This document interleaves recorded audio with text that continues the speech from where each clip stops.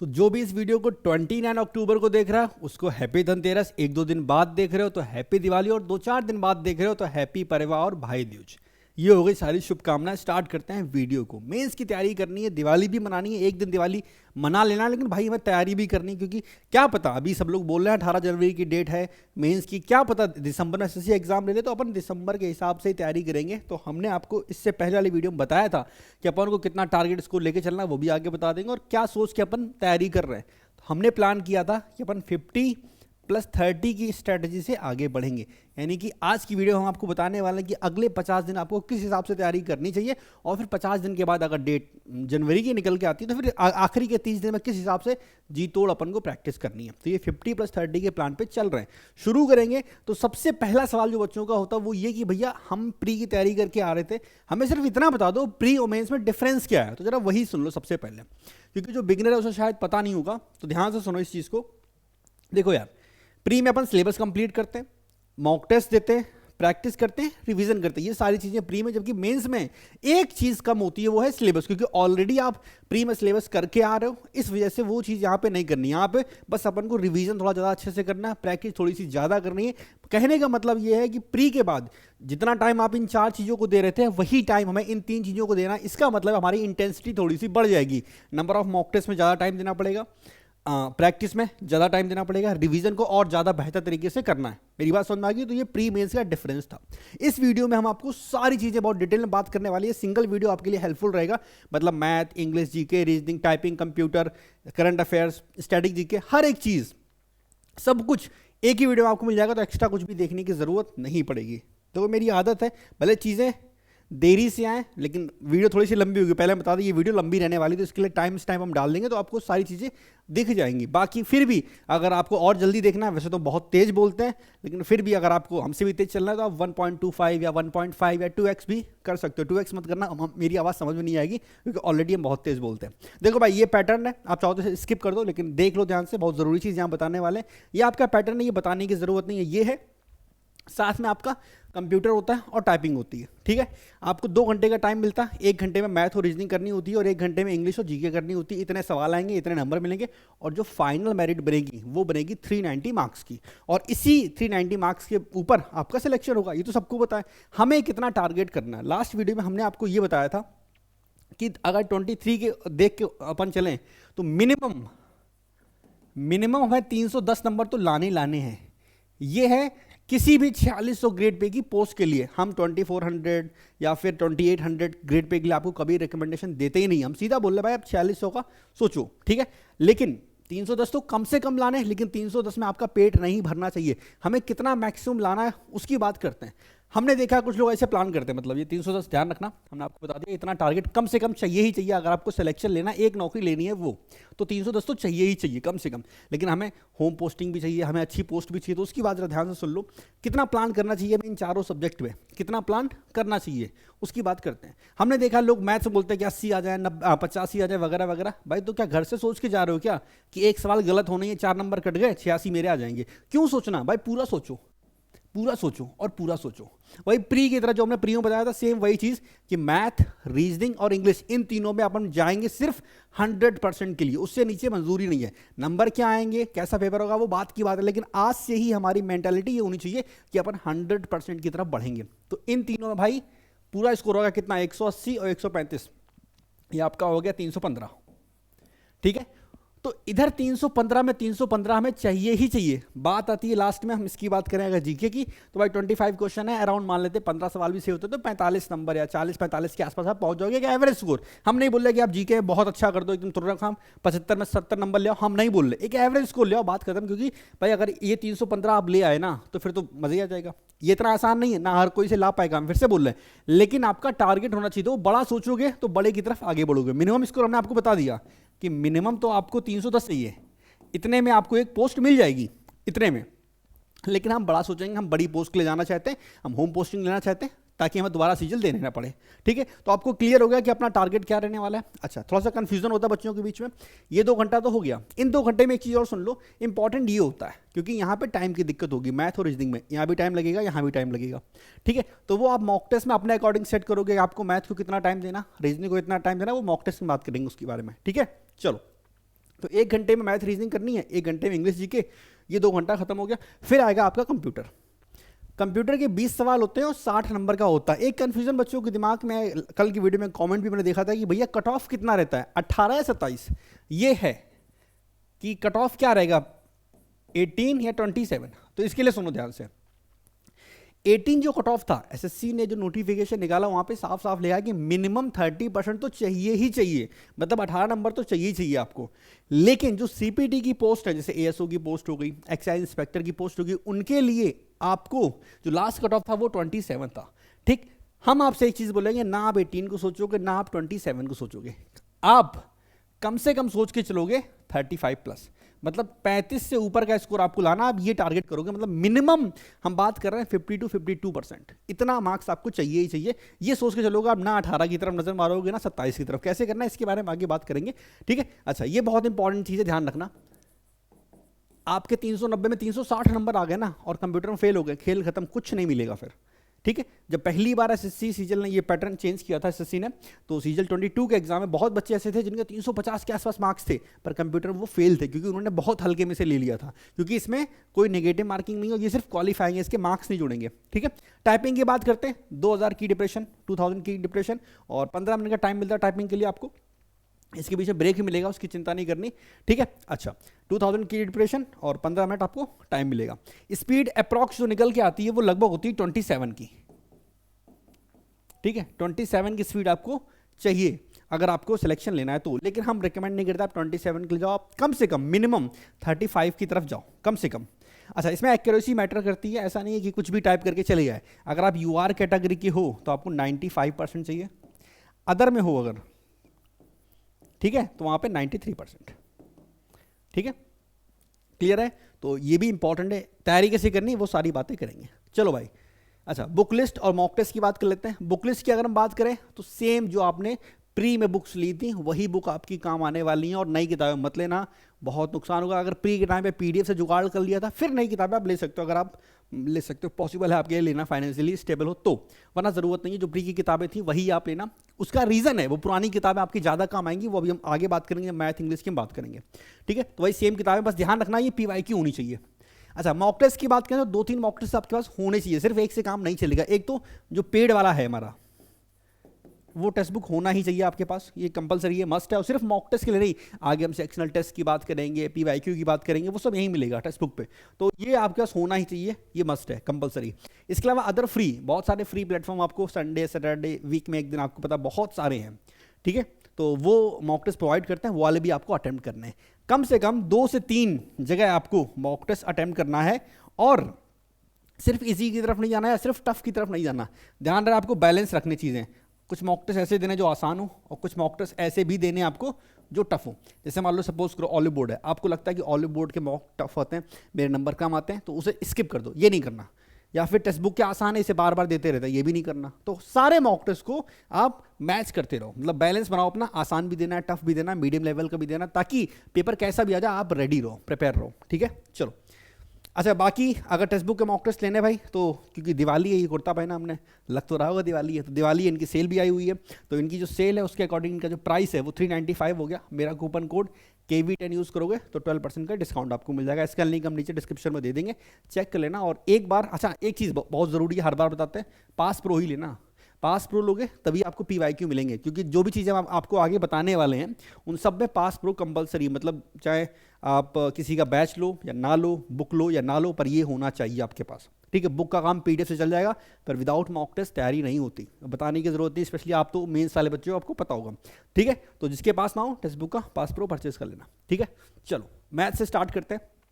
2 तरह के बच्चे होंगे, एक वो जो सेल्फ स्टडी करना चाहते हैं, एक वो जो बैच ऑलरेडी ले लिए होंगे या लेने की सोच रहे होंगे, जो भी आपके दिमाग में, दोनों के बारे में बात करेंगे, एक एक करके पॉइंट डिस्कस करते हैं। सपोज को आपने किसी टीचर का बैच ले लिया है, तो अगर आपने बैच ले लिया है फिर तो सीधी सी बात, एक चीज़ जो मस्ट है आपके लिए वो ये कि अपनी क्लास कंप्लीट करो, और आपके टीचर ने जो प्रैक्टिस करने के लिए पीडीएफ दी होगी उसे कंप्लीट करो, क्योंकि वो आपके लिए ज़रूरी है, ठीक है। फिर आपको अदर चीज़ें जो हमने यहाँ सेल्फ में बताई है वो करने की ज़रूरत नहीं है, साथ में आप सेक्शनल टेस्ट लगाओगे, ठीक। अच्छा, ये जिन लोगों ने ऑलरेडी बैच ले रखा है बहुत अच्छी बात है। मान लो किसी के पास पैसे नहीं है, फाइनेंशियली उतना स्टेबल नहीं, वो यूट्यूब से करना चाहता है, तो उसका सोल्यूशन मेरे पास है भाई। जैसा कि हमने आपको कहा था कि हम आपके लिए एक मैथ्स का बैच लॉन्च कर रहे हैं मेंस के लिए। हम प्री की बात नहीं कर रहे हैं, मेंस वाले बच्चों की बात कर रहे हैं। जैसे हमने प्री में एक 75 डेज का कंप्लीट बैच लाया था, उसमें एक दो चैप्टर जरूर बाकी रह गए हैं, वो भी हम कंप्लीट करवा देंगे। लेकिन उसे आपने बहुत पसंद किया, बहुत प्यार दिया, उस पर अच्छी अच्छी जो वीडियोज़ हैं उस पर अच्छे अच्छे व्यूज़ हैं, अच्छे अच्छे आपके प्यारे प्यारे कॉमेंट्स में। तो उसी तरह सेम अपन एक 45 डेज का कंप्लीट मैथ्स बैच लेके आ रहे हैं। ये मेंस के लिए है, CGL 24 मेंस के लिए। और सिर्फ यहाँ पे हम प्रैक्टिस करवाने वाले हैं आपको अच्छे अच्छे सवाल। देखो यहाँ पे हम बेसिक चीज़ें आपको नहीं बताने वाले हैं, मतलब 2 दूनी 4 क्या ही बताएंगे, वो वाली चीज़ है। तो बेसिक चीज़ें नहीं होंगी, हम आपको कोई नई ऐसा कुछ नहीं है कि एक सवाल के करने के 4 तरीके आपको बताना है। हम यहाँ पे आपको वो सवाल कराएंगे जिसमें आप फंसते हो। कहने का मतलब हम सारी चीज़ें PYQ लेके चलेंगे, प्लस साथ में कुछ नए सवाल भी होते हैं। मेरा हमेशा से रहा है कि PYQ के साथ में नए चीज़ मिक्स कर दो ताकि सब कुछ कवर हो जाए। तो वही यहाँ भी है कि 45 डेज में अपन इस हिसाब से प्लान करेंगे चीज़ों को, ठीक है। इसका टाइम टेबल, रूटीन सब कुछ आपको मिल जाएगा 1-2 दिन में, ठीक है। तो यहाँ पे PYQ में जो टफ सवाल होंगे, जो अच्छे लेवल के सवाल होंगे, सिर्फ हम आपको वो करवाने वाले हैं। सपोज करो CP है, CP बोलो सॉरी, परसेंटेज है, तो परसेंटेज में अगर आपके बुक में 300 सवाल दे रखे हैं, तो हमने 75 डेज की क्लास में लगभग 150 के आसपास शायद सवाल करवाए हैं, 120 से 150 के बीच में इतने सवाल हमने करवाए हैं क्लास में, ठीक है। अब उन 150 में से हम क्लास में यहाँ पे 50 से 60 सवाल कराएंगे जो अच्छे लेवल के होंगे, जिसमें आप फंसोगे।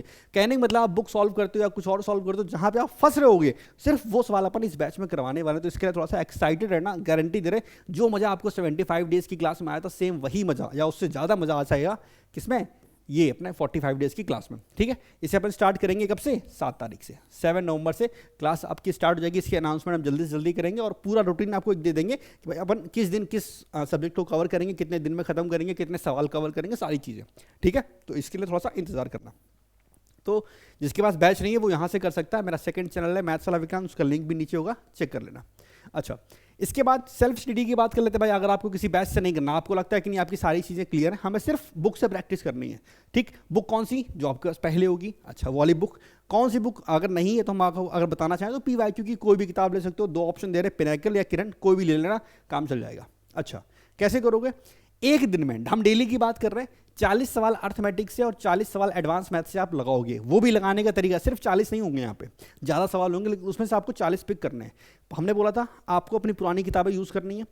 आपने पुरानी किताब उठाई, तो हम लोग क्या करते हैं जब पढ़ते हैं, तो हमने हमेशा बताया, हमने ज़्यादा टीचर ये रिकमेंड करते हैं कि जो भी अच्छा सवाल हो उस पर हाईलाइट कर लो, टिक कर लो, या जिसमें आपको लगता है कि अगली बार हम जब चीज़ें रिवाइज करेंगे तो ये सवाल ज़रूर हमें करना है। मेरी बात समझे। तो ऐसे बहुत से सवाल आपकी किताब में होंगे जो आपने टिक कर रखे होंगे, या फिर नहीं भी अगर टिक की है तो क्योंकि ऑलरेडी आप प्री पास करके आ रहे हो, हम ये मान के चल रहे हैं, तो आपका मैथ्स एक बार कंप्लीट है, आपकी तो आपको प्रैक्टिस करनी है ना। तो 40 सवाल आपको वो लगाने जिसमें आपको लगता है आप फंसोगे, या कैलकुलेशन या एक अच्छा सवाल है। सारे सवाल नहीं लगाने। सपोज करो आपकी बुक में एक सवाल CGL में पूछा गया, सपोज करो कोई सवाल है कि 20% ऑफ 400 एंड समथिंग करके आगे थोड़ा सा बड़ा लिखा हुआ है, ये बेसिक सा सवाल है और प्री में किसी आसान शिफ्ट में पूछा गया था।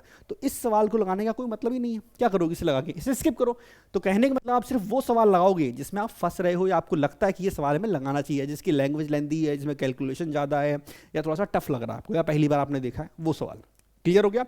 40 सवाल अर्थमेटिक, 40 एडवांस, 80 सवाल दिन में आपकी कंप्लीट हो गए। इधर बैच लिया है तो अपनी क्लास और प्रैक्टिस PDF कर लेना, ठीक है, डन। चलो 80 सवाल ये हो गया। जब आपने 80 सवाल किए तो कम से कम 150 सवाल आपकी कंप्लीट हो गए, मतलब 150 सवालों के अंदर से आपने 80 सवाल पिक करके कवर कर लिए। इस हिसाब से पढ़ोगे। देखो अब वो टाइम नहीं रहा कि हम परसेंटेज में 300 सवाल लगा रहे हैं, मेरी बात समझो। सारे 300 सवाल परसेंटेज में लगाओगे तो यार फिर उतना टाइम कहाँ है, हमारे पास सिर्फ 50 दिन है। 50 दिन में अगर चीज़ों को करना तो इस हिसाब से करो, गारंटी दे रहा है आपको फायदा मिलेगा। अच्छा, इसके अलावा 25 से 30 क्वेश्चन का एक सेक्शनल टेस्ट डेली देना है, चाहे आपने बैच लिया हो तब भी देना है, चाहे आप सेल्फ स्टडी कर रहे हो तब भी देना है। ये कंपलसरी है, डेली का डेली। सेल्फ स्टडी कर रहे हो तो लगभग आपके 80 सवाल ये हो गए, 30 यहाँ पे, तो 110 सवाल ये हो गए।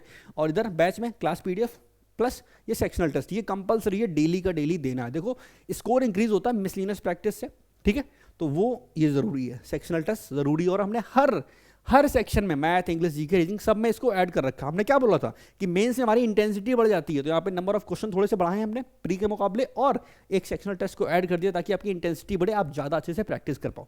इतना करना ही करना है, कंपलसरी है सभी के लिए, ठीक है। स्कोर कितना भी आ रहा आपका फर्क नहीं पड़ता, ये तो बता ही दिया। आगे बढ़ते हैं, ठीक है। PYQ की बात करते हैं कौन कौन से करने हैं, ठीक है। तो 18 से 24 Tier 1 Tier 2 CGL के ये तो मस्ट हैं, करने ही करने। इसके अलावा 2024 में जो एग्जाम हुए थे उसमें जो अच्छे अच्छे सवाल पूछे गए, जैसे सीपीओ के सवाल, सीएचएसएल के सवाल, सिलेक्शन पोस्ट के सवाल, जो अभी हाल ही में पेपर हुए उनके, क्योंकि उनमें नए सवाल पूछे गए थे, स्पेशली डीआई के बड़े अच्छे अच्छे सवाल पूछे गए 2024 में। इसके बाद परसेंटेज के इलेक्शन वाले सवाल बड़े अच्छे पूछे गए, प्रॉफिट एंड लॉस में कुछ अच्छे सवाल पूछे गए। तो भाई जो अभी हाल ही में पेपर हुए हैं उनमें जो अच्छे अच्छे सवाल हुए हैं उन्हें आप सॉल्व ज़रूर करना। अब वही बात है ना कि अगर आप किसी बैच से कर रहे होगे तो उस टीचर ने क्लास में ज़रूर अच्छे सवाल आएंगे तो क्लास में ज़रूर करवाए होंगे, ठीक है, या मेरे बैच से करोगे तो हम भी क्लास में कराएंगे, तो वो आपके ऊपर, आप कैसे करना चाहते हो, सेल्फ करो या बैच से करो, कहीं से करो, पर ये सवाल होने हैं, करने हैं आपको। ये वाले सवाल जो बता दिए हमने 18 से 24 बहुत बड़ा है, ठीक है। स्टार्ट करोगे आप 24 से, उल्टा 24, 23, 22, 21, 20 ऐसे, ठीक है।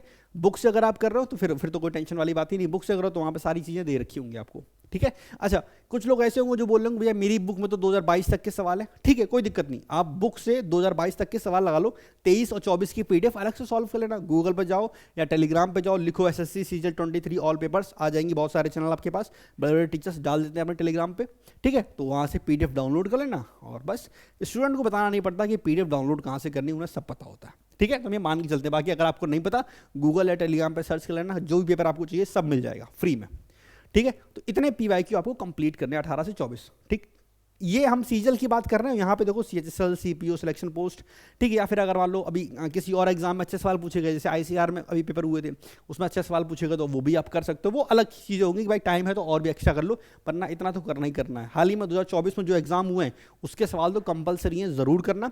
बाकी अपना सीजल के 18-24 के टीयर 1 और टीयर 2 इनके आप सवाल लगा सकते हो, ठीक। अगर आपको पीडीएफ से नहीं काम चलाना तो किरण की बुक्स आती हैं इनकी, इसमें सिर्फ टीयर 2 के पेपर्स दे रखे होते हैं, तो आप वो भी ले सकते हो, मार्केट में आपको मिल जाएंगी, ठीक है। तो ये पीवाईक्यू का सेक्शन होगा, इतना आपको करना है।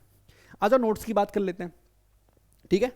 हाँ, मैथ्स में नोट्स कैसे बनाने हैं, क्या करना है, उसकी बात करते हैं। पहली बात तो डिट्टो सेम टू सेम सवाल कॉपी में छापना नहीं है, सजावट नहीं करनी है, नीला कालापन 4 तरह के पेन यूज़ करके सजाना नहीं चीज़ों को। कैसे करना है, सबसे पहले मॉक टेस्ट के जितने अच्छे सवाल हैं उसे सेव करो। जैसे मान लो आपने टेक्स्ट बुक के मॉक टेस्ट अटेम्प्ट किया, कोई अच्छा सवाल मिल गया, उसे वहीं पे सेव कर लो, वहाँ पे एक ऑप्शन आता है सेव का, ठीक है। जो क्वेश्चन होगा उसके राइट हैंड साइड में चेक करना, एक बना होगा बटन, उस पर क्लिक करोगे, वो सवाल वहीं सेव हो जाएगा, उसे कॉपी में नोट करने की जरूरत नहीं है, लैपटॉप कंप्यूटर पे सेव कर लेना। इसके अलावा बुक से लगा रहे हो तो कोई पीवाईक्यू सवाल आपको मिल गया जो टफ है, जिसमें कोई अच्छा कॉन्सेप्ट लग रहा, उसको भी आप अलग से नोट कर सकते हो, क्योंकि ये सवाल बाद में आपको काम आएगा, ठीक है। चलो, जो सवाल आपके ज़्यादा टाइम लेते हैं उनको आप नोट करके रख सकते हो। इसके अलावा कोई नई ट्रिक या कोई नया फॉर्मूला आपने सीखा है उसे भी आप नोट कर सकते हो। ये चीज़ें आपके लिए बहुत हेल्पफुल रहेंगी, जब आप एग्जाम देने जाओगे उसके 2-3 दिन पहले बहुत अच्छे से रिवीजन आपका हो जाएगा। मैथ्स में हम कभी रिकमेंड नहीं करते कि आप नोट्स बनाओ, लेकिन कुछ चीज़ें हैं जो आप लिख सकते हो, स्पेशली कोई नई चीज़, जैसे नया फॉर्मूला, कोई नई ट्रिक, या मान लो को आपने कोई वीडियो देखी, वहाँ पे कुछ नया सीखने को मिला, कोई सवाल जिसमें आपको लगता है ज़्यादा टाइम लग रहा है, कल को हमें इस सवाल को दोबारा प्रैक्टिस करके इसका टाइम को कम करना, वो लिख लिया, समझ गए। तो ये चीज़ें अपनी नोट कॉपी में, नोटबुक में नोट करते हुए चलना। कैलकुलेशन कैसे छोड़ सकते हैं, इसके बिना तो सिलेक्शन होना ही नहीं है भाई, आपके 10-5 नंबर कम कर देगा भाई अकेले ही है, और ये मेंस की बात है, 10-5 से नहीं ज़्यादा नंबर कम करेगा, क्योंकि 3 नंबर का एक सवाल है। डेली 15 मिनट देने, मैथ्स वर्कआउट, ये सारी चीज़ें वही हैं जो हमने आपको प्री में बताई, क्योंकि देखो बात ऐसी है, प्री मेंस की तैयारी कुछ भी अलग नहीं होती, लगभग सारी चीज़ें सेम होती है, बस थोड़ी सी हमने बोला ना इंटेंसिटी बढ़ जाती है और कुछ नहीं। 15 मिनट डेली देना है, मैथ्स वर्कआउट किया आपको, टेबल 20 तक कम से कम याद होनी चाहिए, स्क्वायर क्यूब 30 तक याद होनी चाहिए, कम से कम 40 तक कर लोगे और अच्छी बात है। बाकी थोड़ी सी कैलकुलेशन आपकी इतनी फास्ट होनी चाहिए, सपोज करो एग्जाम में 57 का स्क्वायर आ गया, कैसे करोगे? तो 2 तरीके हैं करने के, एक तो आपकी कैलकुलेशन फास्ट है, आपने सिंपल कुछ नहीं किया, 57 × 57 ऐसे मल्टीप्लाई कर लिया, क्योंकि अगर आपकी कैलकुलेशन फास्ट है तो आप बहुत तेजी से इसे कर पाओगे। या फिर हमने कुछ ट्रिक्स सिखाई है जो कैलकुलेशन में आपकी बहुत ज़्यादा हेल्प करेंगी। मेरा सेकंड चैनल चेक करना, मैथ्स वाला विक्रांत, उसमें 2 वीडियोस पड़ी कैलकुलेशन के ऊपर, वो जाके देखना, वहाँ पे सिर्फ मैंने वो चीज़ें बताई हैं जो प्रैक्टिकल आपके लिए हैं, जिससे आपको फ़ायदा मिलेगा, समझे मेरी बात? तो वो देख लेना, आपको आइडिया लग जाएगा, ठीक है। चलो इंग्लिश की बात करते हैं, यहाँ पे मैथ्स का सेक्शन खत्म होता है, ठीक है। इतनी सारी चीज़ें करनी है, 1-2 चीज़ें और भी हैं जो अपन लास्ट में ऐड करेंगे, जैसे क्विज कहाँ से देना है वगैरह वगैरह, कैसे देना है वो अपन आखिरी में ऐड करेंगे, लेकिन फिलहाल मैथ्स की बातें यहाँ पे खत्म हो गई। स्टार्ट करते हैं इंग्लिश को, ठीक है। इंग्लिश की बात करेंगे, यहाँ पे 3 सेक्शन है। देखो मैथ में तो फिक्स है 30 सवाल आने 90 नंबर के, लेकिन इंग्लिश में 3 पिलर हैं हमारे पास, ग्रामर, वोकैब और कॉम्प्रिहेंशन, ये 3 चीज़ें हैं। वेटेज भी सुन लो भाई, ग्रामर के 13 सवाल आएंगे, उनमें से 6 सवाल तो बड़े आसान होते हैं, 3 नरेशन के और 3 वॉइस के। वो 6 सवाल तो मतलब इसमें 100% एक्यूरेसी आपकी होनी चाहिए। कोई मतलब यहाँ पता क्या है, आपकी वोकैब गलत हो गई, ठीक है, गलती हो गई, हो जाती हैं गलतियाँ, लेकिन इन 6 सवाल में गलती नहीं होती, यहाँ पाप होता है, पाप नहीं करना। समझ गए, ये नरेशन वाला पार्ट और वॉइस वाला पार्ट, इसमें बिल्कुल भी गलती नहीं होनी चाहिए, ठीक है। इसके लिए अलग से तैयारी अपन करेंगे, चिंता ना करो। तो ग्रामर के पोर्शन में 13 सवाल आएंगे, ठीक है। 6 सवाल तो आसान है, 7 सवाल आपके पूरी ग्रामर से, मतलब 7 सवालों में क्या क्या है, ध्यान से देखो, एरर के क्वेश्चन है, इंप्रूवमेंट के क्वेश्चन है और फिल इन द ब्लैंक्स है। समझ गए। अच्छा, वोकैब की बात करते हैं, सिंपल से 10 सवाल आएंगे, 2 आपके one word, 2 idioms, 2 syno, 2 anto, 2 spelling, 10 खत्म। इधर बात करते हैं कॉम्प्रिहेंशन का सेक्शन, सबसे इंपॉर्टेंट है क्योंकि सबसे ज़्यादा सवाल इसी से पूछे जा रहे हैं, ठीक है। जब पेपर 200 नंबर का हुआ करता था इंग्लिश का मेंस का, तब भी सबसे ज़्यादा वेटेज इसी का था 75, आज भी इसका वेटेज सबसे ज़्यादा है। देखो भाई 22 सवाल हैं पैसेज के, ये 12 सवाल होंगे यहाँ पे, पैसेज के 12 सवाल थे, ठीक है। PQRS के 6 सवाल और क्लोज टेस्ट के 4 सवाल। अच्छा, हल्का फुल्का इसमें आपस में नंबरिंग चेंज होती रहती है, मान लो हो सकता है पैसेज में कभी 10 ही सवाल है या 14 पूछ लिया गया है, 15 पूछ लिए गए, यहाँ पे 4 हो गए, इधर पे 6 हो गए, वो वाली चीज़ है। तो ये ऊपर नीचे अपने हिसाब से होते रहते हैं, तो उसकी चिंता ना करना, लेकिन ओवरऑल 22 सवाल लगभग पूछे जाते हैं, ठीक है। क्लियर हो गया। तो 13, 10, 22 टोटल 45 सवाल पूछे जाएंगे, और भाई 135 मार्क्स आपके यहीं हैं, ध्यान रखना। सबसे ज़्यादा वेटेज है इस इंग्लिश का, इसे इग्नोर नहीं कर सकते, और इग्नोर मतलब इसकी बहुत अच्छे से तैयारी आपको करनी पड़ेगी। मैथ में 100% एक्यूरेसी आ सकती है, तो इंग्लिश में भी आ सकती है, ठीक है, क्योंकि यहाँ पे वेटेज ज़्यादा है तो मार्क्स यहाँ पे ज़्यादा मिलेंगे, तो इसको और अच्छे से करना है। स्टार्ट करते हैं अपने पहले पिलर से, जिसका नाम है इंग्लिश ग्रामर। शुरुआत करेंगे ग्रामर में हम चैप्टर वाइज, ठीक है। चैप्टर वाइज में जितनी जल्दी हो सके उतनी जल्दी खत्म करना, हम आपको 10 दिन का टाइम दे रहे हैं, 10 दिन में आपको सारे चैप्टर खत्म करने हैं। अब आप बोलोगे भैया ग्रामर 10 दिन में कैसे खत्म हो जाएगी, हमें पता नहीं खत्म होती कैसे। एक दिन नाउन को दिया, एक दिन प्रोनाउन को दिया, एक दिन आपने टेंस को दिया, एक दिन आपने वर्ब को दिया, एक दिन आपने कंजक्शन को दिया, एक दिन आपने क्या बोलते हैं कंडीशनल सेंटेंस और क्वेश्चन टैग को दिया। ऐसे करके आपको 10 दिन में कैसे भी, हमें नहीं पता कैसे करोगे, पर 10 दिन में आपको करना है।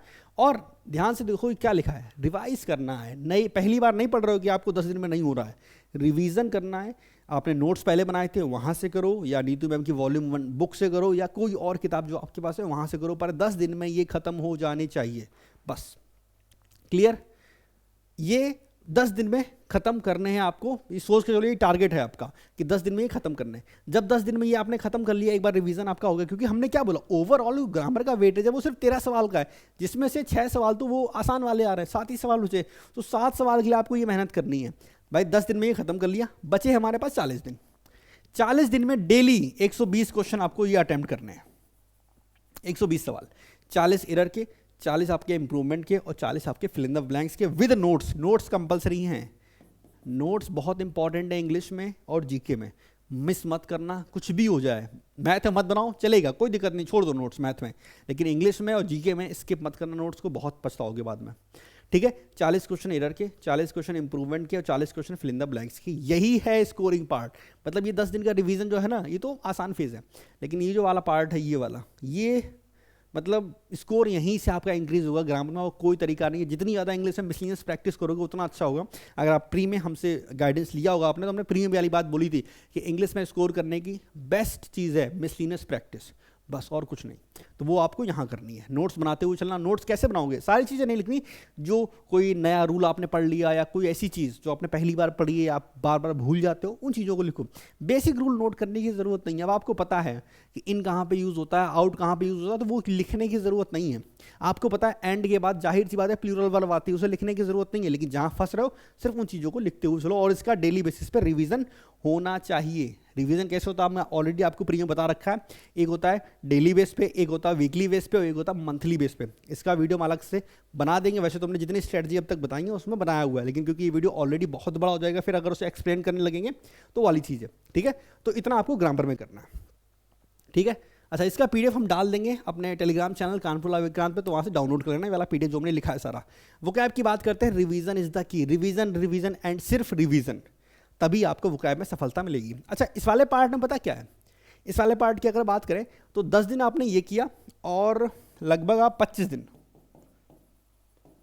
दिन में इसे खत्म कर दोगे। मतलब 1000 क्वेश्चन एरर के कर लो, 1000 इंप्रूवमेंट के, 1000 फिल इन द ब्लैंक्स, ठीक है। 1000 कर लोगे तो 1000 कितना 25 दिन में खत्म हो जाएगा, ठीक है, तो 25 दिन इसमें और 10 दिन इसमें, 35 दिन में ग्रामर खत्म हो गई। फिर आपको सिर्फ जो नोट्स वाली कॉपी है इससे रिवीजन करना, फिर बाद में ये कुछ भी करने की जरूरत नहीं। अगर टाइम है या मन है तो आप फिर से दोबारा एक बार रिवाइज कर सकते हो उसके रूल्स को, बस और कुछ भी नहीं।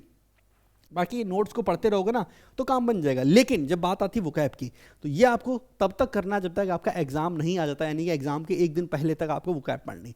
शुरुआत कहाँ से करोगे? डेली 30 वर्ड आपको पढ़ने, साइनो एंटो 1 वर्ड इडियम्स, यानी कि टोटल 120 वर्ड्स। खबरदार पटक के मारेंगे अगर किसी ने बोला भैया ये 120 वर्ड्स कैसे होंगे, करने पड़ेंगे। देखो हमने प्री की जब भी प्लानिंग बताई, कुछ भी बताया, कभी हमने इतने वर्ड्स आपको नहीं बताया। हमने 25-30 से शुरुआत की है। शुरुआत तो मैं 10-10 से की थी, लेकिन फिर 25-30-50 तक अपन पहुंचे, क्योंकि वो प्री था।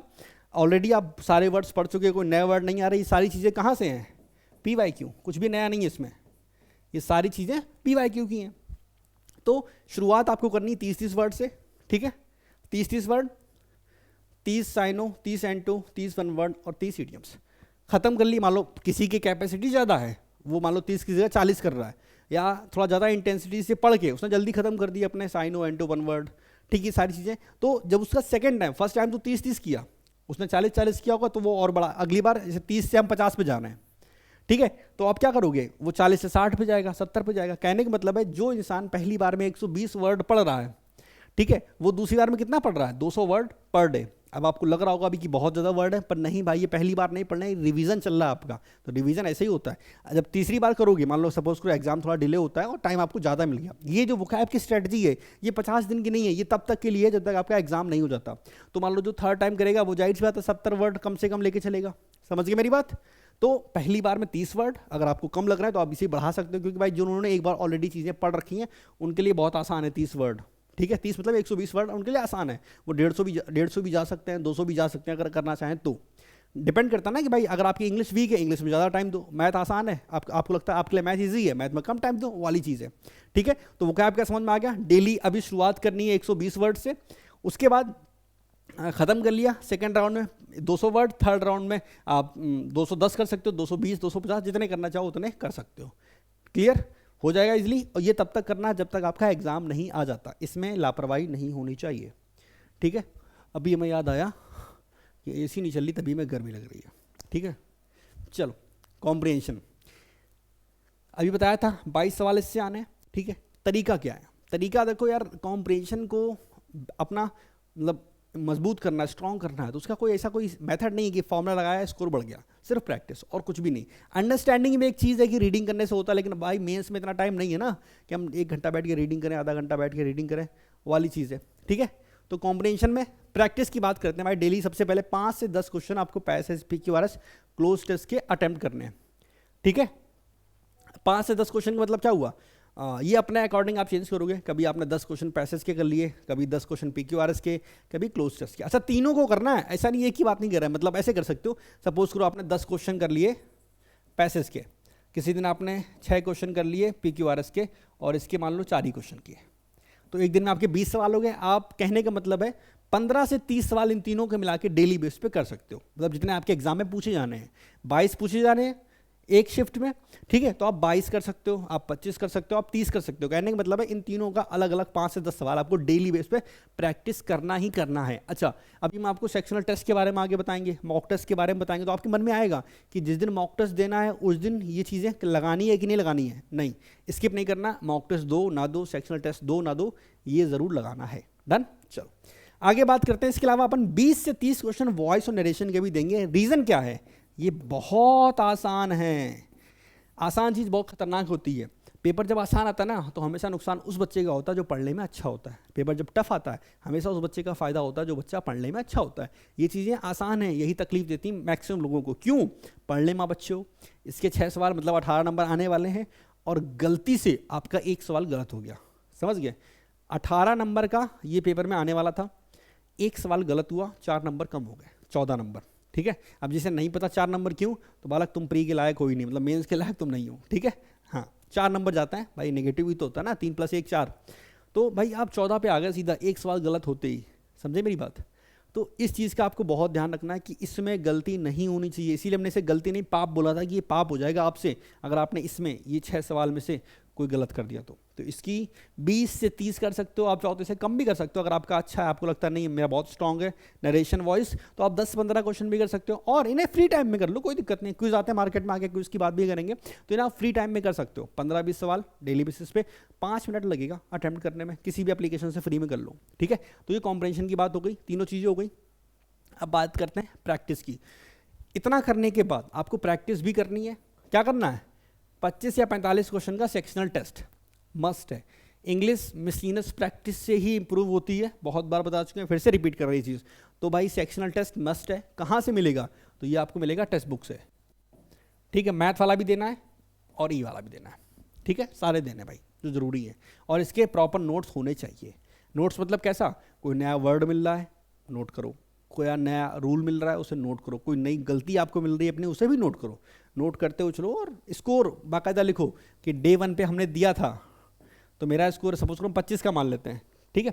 25 में सपोज करो आपका 20 स्कोर आया, डे 2 पे आपका स्कोर कितना आ रहा है? तो आप पता चला 22 आ रहा है। तो ये चीज़ें आपको नोट करते हुए भी चल रही हैं। अच्छा 2545 क्यों लिखा भाई? प्री का दे रहे हो तो 25 का, और अगर मेंस का दे रहे हो तो 45 का। बहुत बार ये होगा ना कि मेंस के सेक्शनल टेस्ट खत्म हो जाएंगे, पीवाईक्यू इतने हुए नहीं है, पेपर भी 2 साल पेपर हुआ मेंस का, तो शायद आपको पीवाईक्यू शिफ्ट भी ज़्यादा मिले ना। तो इसलिए हम बोल रहे हैं कि मतलब अगर मेंस के खत्म हो जाए तो आप प्री वाले दे सकते हो, या फिर आप सीपीयू को जो हैं वो भी दे सकते हो, सीपीयू के, ठीक है।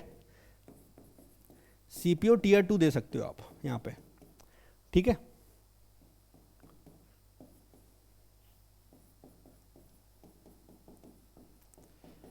ठीक, तो सीपीयू टियर 2 और टियर 1 भी आप ऐड कर सकते हो। अच्छा सीपीयू को, हाँ ये बताना भूल गया, सीपीयू के टियर 1 को आप मैथ में भी ऐड कर सकते हो, ठीक है, क्योंकि वहाँ पे 50 सवाल आते हैं, तो आप चाहो तो मैथ में भी 50 सवाल सीपीयू के लगा सकते हो, ठीक है। वैसे तो उन्होंने पीवाईक्यू में बता ही दिया था सीपीयू टियर 1, बाकी यहाँ बता दे रहे कि प्रैक्टिस करोगे, अगर मान लो ये खत्म हो जाते हैं तो आप सीपीयू के टियर 2, क्योंकि यहाँ पे टियर 2 में कितने सवाल आ रहे थे? 200 सवाल। तो सोच के देखो, अगर आप 200 सवाल को ईजिली कर पा रहे हो तो 45 तो उड़ा ही दोगे वैसे भी, तो वाली चीज़ है, ठीक है। रीडिंग भी आप कर सकते हो अगर फ्री टाइम है आपके पास, तो इतनी इंपॉर्टेंट नहीं है और इतनी ज़्यादा फायदेमंद भी नहीं है क्योंकि टाइम कम है। आपकी हैबिट है रीडिंग करने की तो बिल्कुल करो, लेकिन फ्री टाइम में से अपने शेड्यूल में ऐड मत करना क्योंकि शेड्यूल आपका बहुत बड़ा होने वाला है, ठीक है। हाँ चलिए भाई रीजनिंग की बात करते हैं। बेसिक सिंपल चीज़ों को रखो, बहुत कॉम्प्लिकेटेड मत बनाओ, ठीक है। ज़्यादा तूफान ऐड करोगे खुद ही परेशान हो जाओगे, सिंपल रखो। सबसे पहले डेली 2 सेट लगाओ, 2 सेट लगाओ सेक्शनल टेस्ट के, 25 से 30 क्वेश्चन, ठीक है। 25 प्री वाले और 30 होंगे मेंस वाले। इसके भी नोट्स बना सकते हो। नोट्स किस चीज़ के बनाओगे?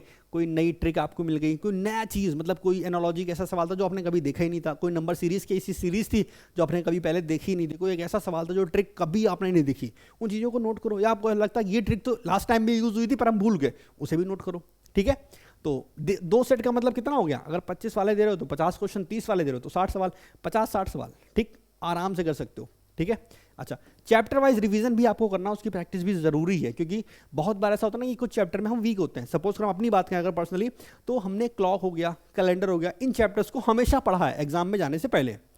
मतलब प्री में भी पढ़ा है, प्री में तो हर कोई पढ़ता है, लेकिन मेंस की बात कर रहे हैं भाई, क्योंकि मेंस में तो ऑलरेडी आप पढ़े हुए आते हो। क्योंकि मेरा क्या था कि हम जो क्लॉक कैलेंडर था ना उनमें कुछ चीज़ें भूल जाते थे, तो हम क्या कर रहे थे कि चैप्टर वाइज प्रैक्टिस कर रहे थे। अब यहाँ पे सारे चैप्टर्स की नहीं करनी, सिर्फ वीक चैप्टर्स की करनी है। अब आपके वीक चैप्टर्स कितने हैं? सारा सिलेबस लेके मत बैठ जाना, बेवकूफ़ी हो जाएगी। सिर्फ वो चैप्टर्स जो आपके वीक है, जैसे सपोज करो किसी को कोडिंग डिकोडिंग में दिक्कत आ रही है तो उसके सवाल लगा लो भाई, डेली 50 से 70 सवाल। ये सवाल डिपेंड करते हैं चैप्टर कितना बड़ा है, क्योंकि देखो आपका जो मेन फोकस होना चाहिए वो इसके ऊपर होना चाहिए। ये आपकी साइड वाली चीज़ है, यहाँ पर चैप्टर वाइज रीजनिंग में चैप्टर वाइज चीज़ें साइड में आ जाती हैं, समझ गए। तो भाई अगर आपकी ज़्यादा वीक है तो भाई उस चैप्टर के सवाल ज़्यादा लगा लो, थोड़ी टाइम बढ़ा दो अपना। और आपको लगता है नहीं यार ज़्यादा चैप्टर नहीं है, 3-4 चैप्टर में ही दिक्कत हमें आ रही है, तो एक काम करते हैं 3-4 चैप्टर की हम 50-50 सवाल आएंगे, आराम से 10 दिन में हो जाएंगे, तो आप वो भी कर सकते हो। कहने का मतलब ये चीज़ें आप अपने अकॉर्डिंग प्लान करो। सारी चीज़ें हम ही बता देंगे तो नौकरी तुम्हें कैसे मिलेगी यार, वो भी समझो, ठीक है।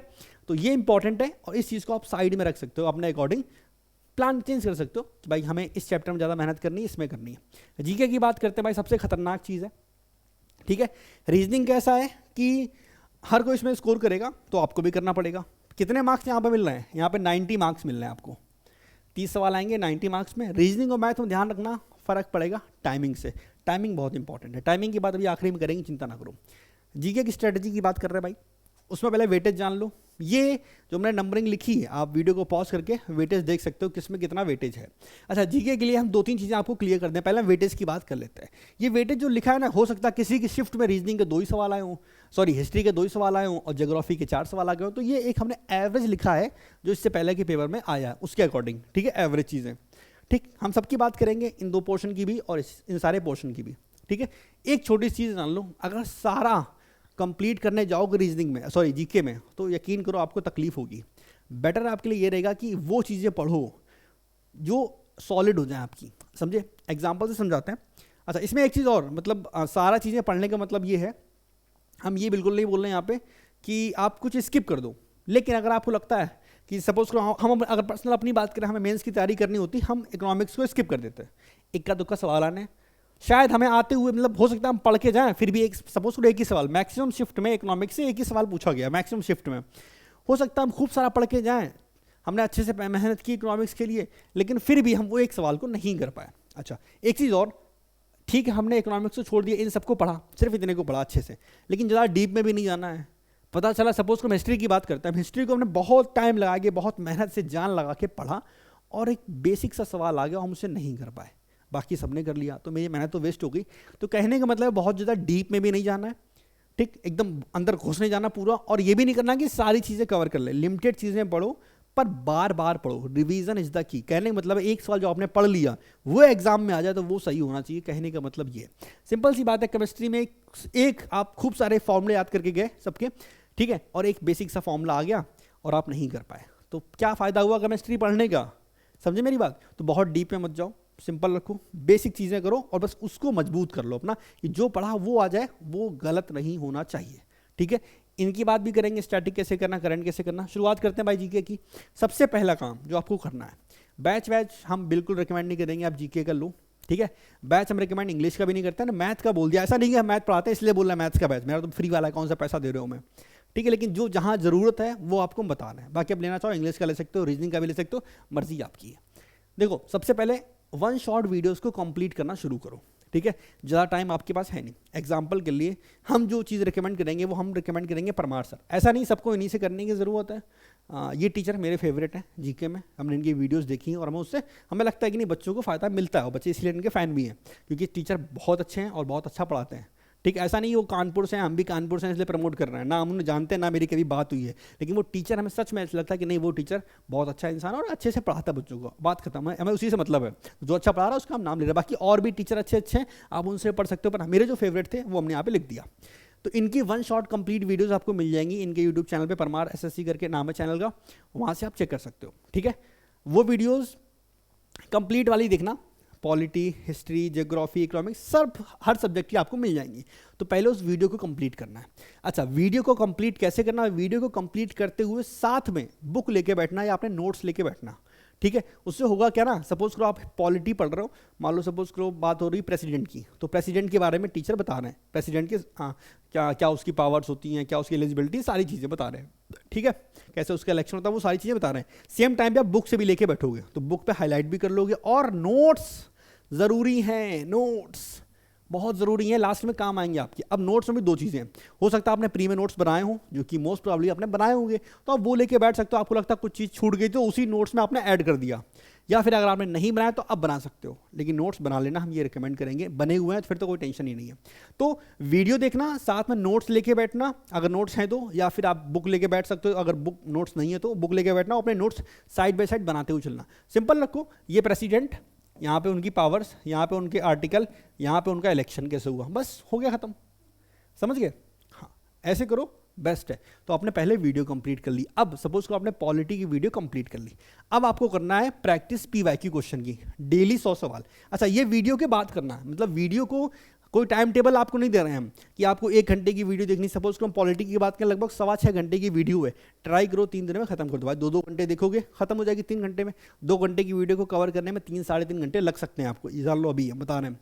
तो आपने वीडियोज़ देखी, जब वीडियोज़ खत्म हो गई तो नेक्स्ट डे से आपने प्रैक्टिस करना शुरू कर दिया पॉलिटी के। 500 से 600 सवाल होंगे, एक दिन में 100 सवाल करोगे, 5-6 दिन में खत्म हो गया, समझ के। ऐसे आपको तैयारी करनी, आपने वीडियो देखी, फिर आपने प्रैक्टिस, फिर अगला सब्जेक्ट आ गया, मान लो आ गया, आपने हिस्ट्री शुरू किया, हिस्ट्री की वीडियो देखी, फिर आपने हिस्ट्री के क्वेश्चन की प्रैक्टिस कर ली। ये दो चीज़ें हैं, सेम स्टैटिक में भी करना है। करंट अफेयर्स की अलग से बात करेंगे, पर स्टैटिक जीके का भी सर ने वीडियोस डाल रखी हैं ऑलरेडी चैनल पे, उन वीडियोस को देखो, पीवाईक्यू की बुक से स्टैटिक प्रैक्टिस करो, खत्म, कुछ नहीं। बहुत ज़्यादा चीज़ें करने के चक्कर में रहोगे, बाद में पछताओगे। काम क्या करना, वीडियो देखो प्रैक्टिस करो, वीडियो देखो प्रैक्टिस करो, लास्ट टाइम पे इन नोट्स का रिवीजन इतना सफिशियंट है, क्योंकि सबसे कम वेटेज है और कोई गारंटी नहीं इसमें स्कोर आ जाएगा। हमने जीके में हम नहीं बोल रहे कि आप एकदम स्कोर कर दो पूरे में पूरा, हम बोल रहे एवरेज स्कोर कर लो, बात खत्म। जीके में इतना स्कोर करो कि आप किसी से पीछे ना हो जाओ, बाकी सब में इतना स्कोर करो कि आप सबको पीछे छोड़ दो, ये चीज़ ध्यान रखना, ठीक है। इसके अलावा एक सेट आप भाई सेक्शनल टेस्ट का लगाओगे 25 सवाल का, प्री का लगाओ चाहे मेंस का, दोनों 25-25 का ही मिलेगा आपको। तो इसे खत्म करने में 5-10 मिनट लगेगा, बहुत टाइम लगेगा नहीं। तो इतना आपको डेली बेस पे करना ही करना है जीके में। आ जाते हैं करंट अफेयर्स की तरफ। भाई करंट अफेयर्स पहली चीज़ कितना करना है, सबसे पहले कम से कम 1 साल का करना है। करना आपको 2 साल का चाहिए, लेकिन कम से कम 1 साल का करना ही करना है। मतलब 2022 की बात करें तो वहाँ पे मार्च में पेपर हुआ था, और जनवरी मतलब मार्च 2023 में पेपर हुआ है, और जनवरी 2021 का करंट अफेयर्स आया था। तो मतलब 1 साल 2-3 महीना पहले सेम 23 में हुआ। तो कम से कम 1 साल का कर लेना, और फिर टाइम मिलेगा तो इसके पीछे का करते हुए जाना। अच्छा, करंट अफेयर्स में एक बात बोलेंगे, क्योंकि ऑलरेडी आपने अभी प्री दिया है,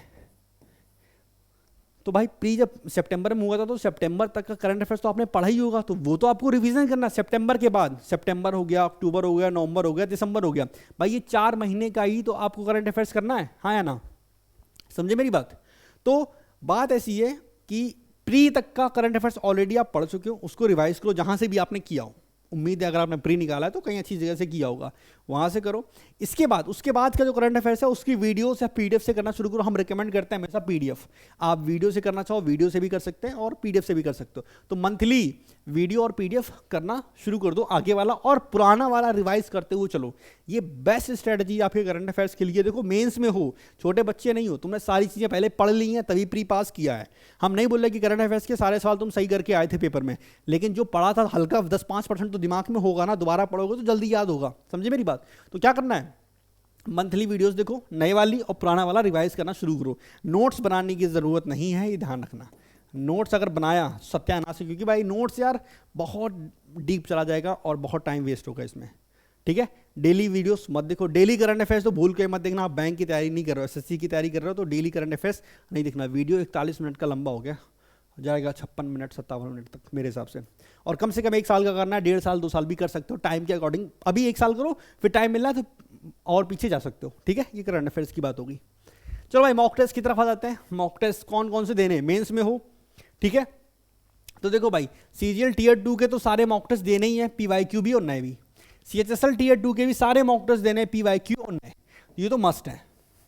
मतलब इसके बिना तो कुछ मतलब पूछना नहीं, देते रहो, ये तो करना ही करना। इसके अलावा सीपीओ के टीयर 1 के पीवाईक्यू न्यू दे सकते हो। स्टार्ट आप पीवाईक्यू से करोगे, टाइम है, मॉक टेस्ट कम पड़ रहे हैं तो आप नए वाले भी दे सकते हो। ये क्यों बोल रहे हैं, क्योंकि यहाँ भी 200 सवाल होते हैं, 50 सवाल मैथ के, 50 रीजनिंग के, 50 इंग्लिश के, 50 जीके के, ठीक। अब एक चीज़ समझो, यहाँ पे आपका पैटर्न अलग है, यहाँ पैटर्न अलग है, तो थोड़ा सा वैरायटी आ जाएगी आपके मॉक टेस्ट में, थोड़ा सा पैटर्न चेंज होगा तो ठीक रहेगा, ठीक है।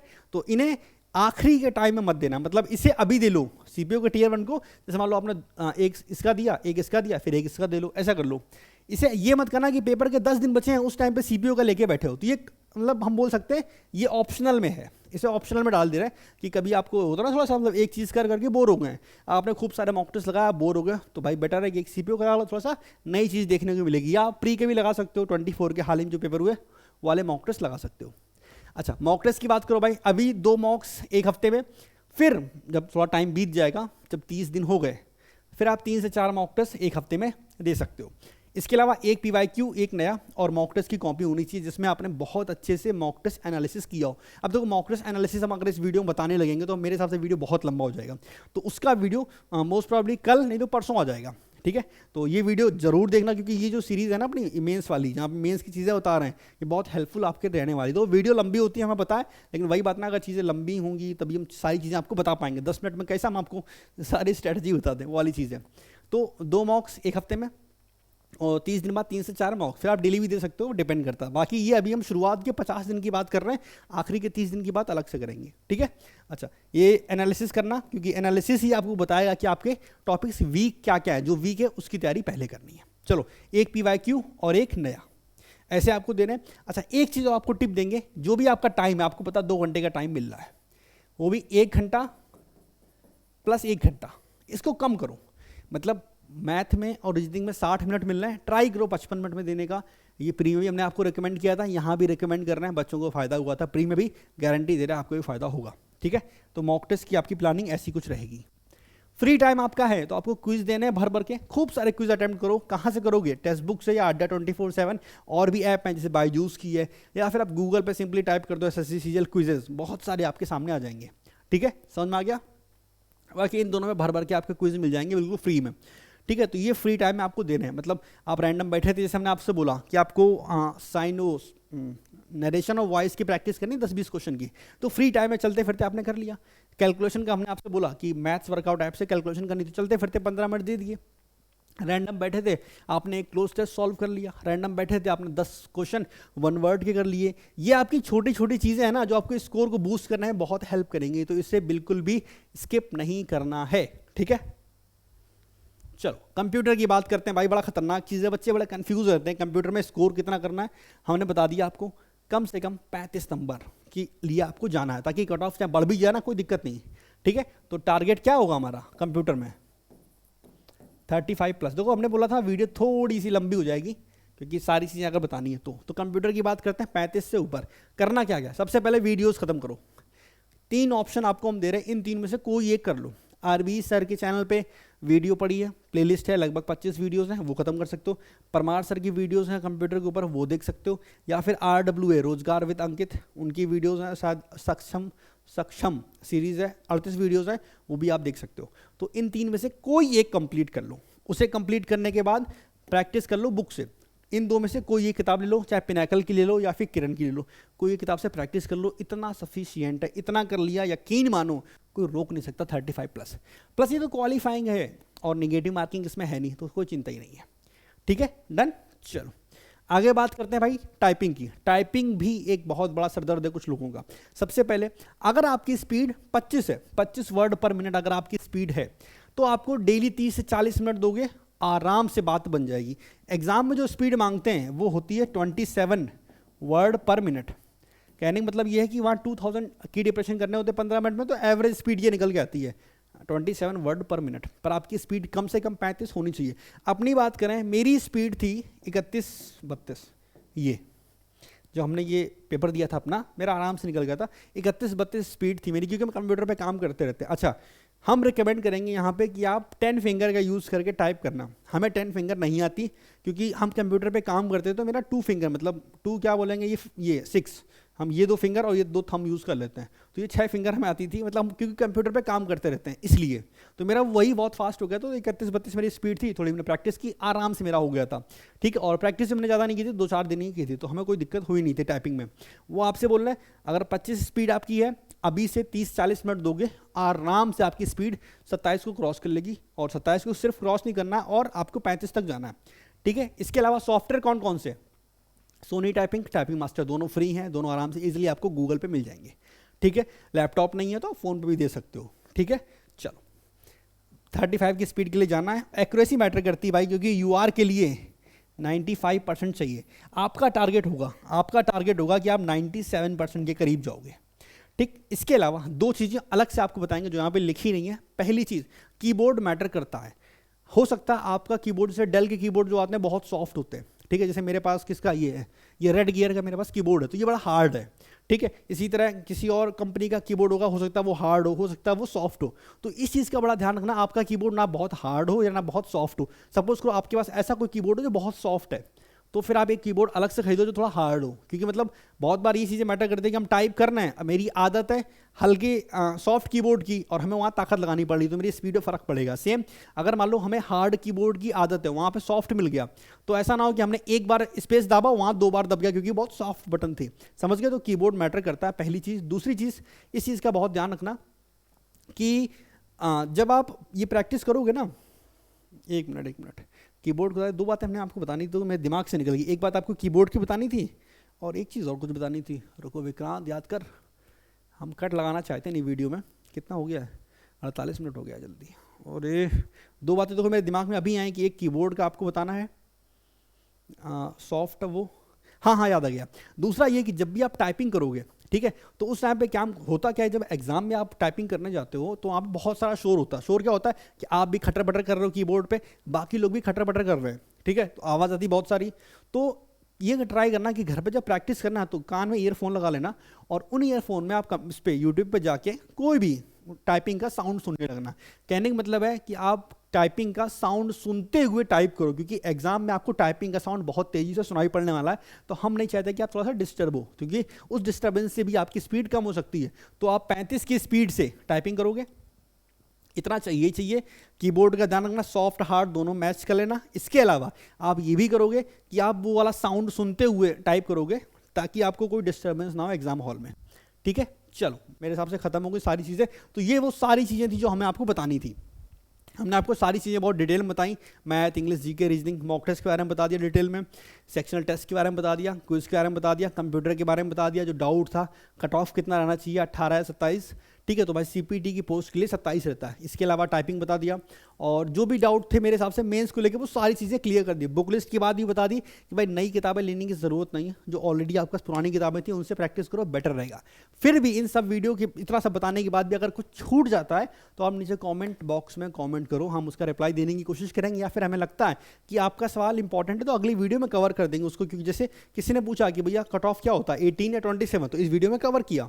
वैसे ही कुछ और डाउट होगा तो अपन वीडियो में कवर कर देंगे, ठीक है। बाकी CJ 25 के ऊपर मेरी वीडियोस आने वाली है बहुत जल्दी, क्योंकि उसकी बच्चे बहुत डिमांड कर रहे हैं।